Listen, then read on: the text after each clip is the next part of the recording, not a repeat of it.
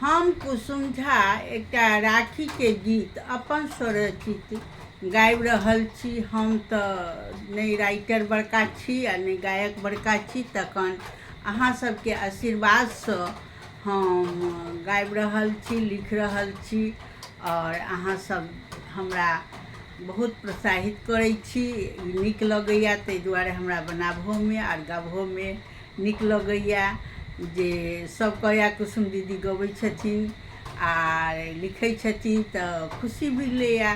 ताहि दुआरे हम सखी सबके, बहिन सबके सुनै छी जे नीक लगैया तऽ कनि गीत सब और लिखऽके कोशिश करै छी और सुनै जाओ। अहीं सबके आशीर्वादसँ हम कऽ रहल छी।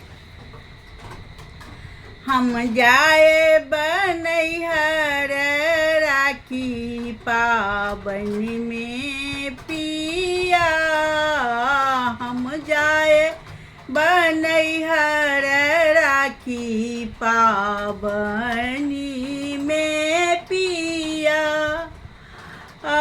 हम जाए नैहर राखी में पिया।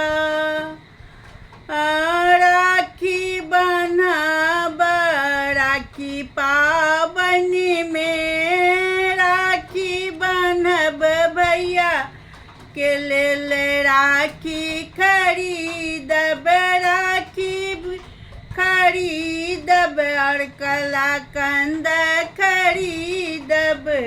हम जाए नैहर पिया राखी पाबनि में, हम जाए नैहर पिया राखी पाबनि में। भौजी ले साड़ी लहठी खरीदब, भौजी ले साड़ी लहठी खरीदब। भैया ले टी-शर्ट पैंट खरीदब राखी पाबनि में। भैया ले टी-शर्ट पैंट खरीदब राखी पाबनि में। हम जाए नैहर पिया राखी पाबनि में, हम जाए नैहर पिया राखी पाबनि में।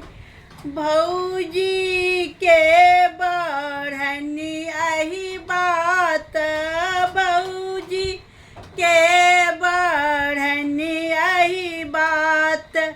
हम हर साल अहिना बान्हब राखी पाबनि में। हम हर साल अहिना बान्हब राखी, राखी पाबनि में। हम जाए नैहर पिया राखी पाबनि में। हम जाए नैहर पिया राखी पाबनि में। हम जाए नैहर पिया राखी पाबनि